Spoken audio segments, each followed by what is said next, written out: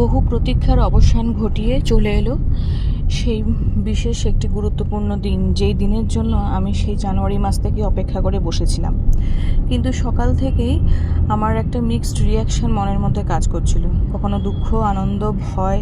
প্রথম কথা হচ্ছে, যেহেতু আমার মা নেই, তাই বুঝে উঠতে পারছিলাম না যে কার কাছে সব কথা বলবো, কিভাবে আমি কাকে সামাল দেবো নিজেকে।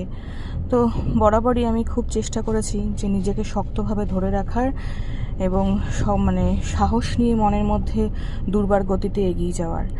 তো যাই হোক, সকালবেলা হতেই আমি স্নান টান সেরে, বৃহস্পতিবার ছিল যেহেতু দিনটি, তাই জন্য আমি লক্ষ্মীর পাঁচালি পরে এখানে ঠাকুরের পুজো দিয়ে নিলাম।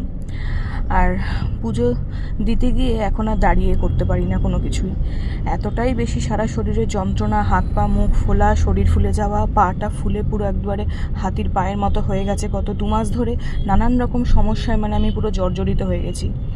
তা যাই হোক, প্রত্যেকটি ঠাকুর দেবতাকে আমি পুজো দেওয়ার সময় এখানে ধূপকাঠি দেখিয়ে প্রার্থনা করে নিচ্ছিলাম যাতে সব ঠিকঠাকভাবে যেন সব কিছু মেটে এবং আমি খুব সুস্থভাবে সবাইকে সাথে করে নিয়ে, নতুন অতিথিকে সাথে করে নিয়ে হাসপাতাল থেকে ফিরতে পারি।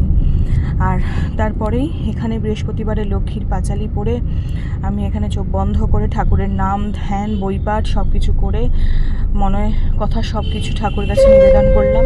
এখানে আমি শঙ্খও বাজিয়ে নিয়েছি, আর শঙ্খ, উলুধ্বনি এগুলো দেওয়ার পরে ঠাকুরের নাম ধ্যান করছিলাম।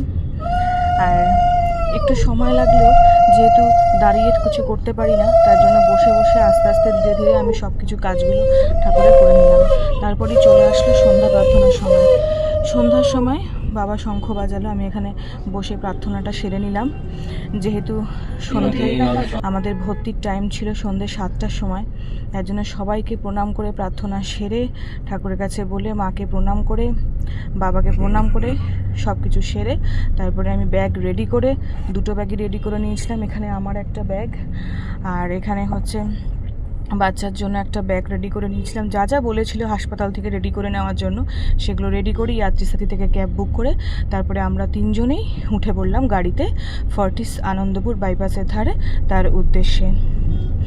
আর যেহেতু গণেশ চতুর্থী, চারিদিকে খুব সুন্দর আলোর রোশনাই আর মানুষের ভিড়, রাস্তায় রাস্তায় পুজো প্যান্ডেলে খুব সুন্দর লাইটিং, চারিদিকে বেশ ভালোই লাগছিল। আর এখানে কি সুন্দর গণপতি বাপ্পা মোরিয়া, মঙ্গল মূর্তি মোরিয়া, নানান রকমের গণেশের গান সেগুলো চলছিল।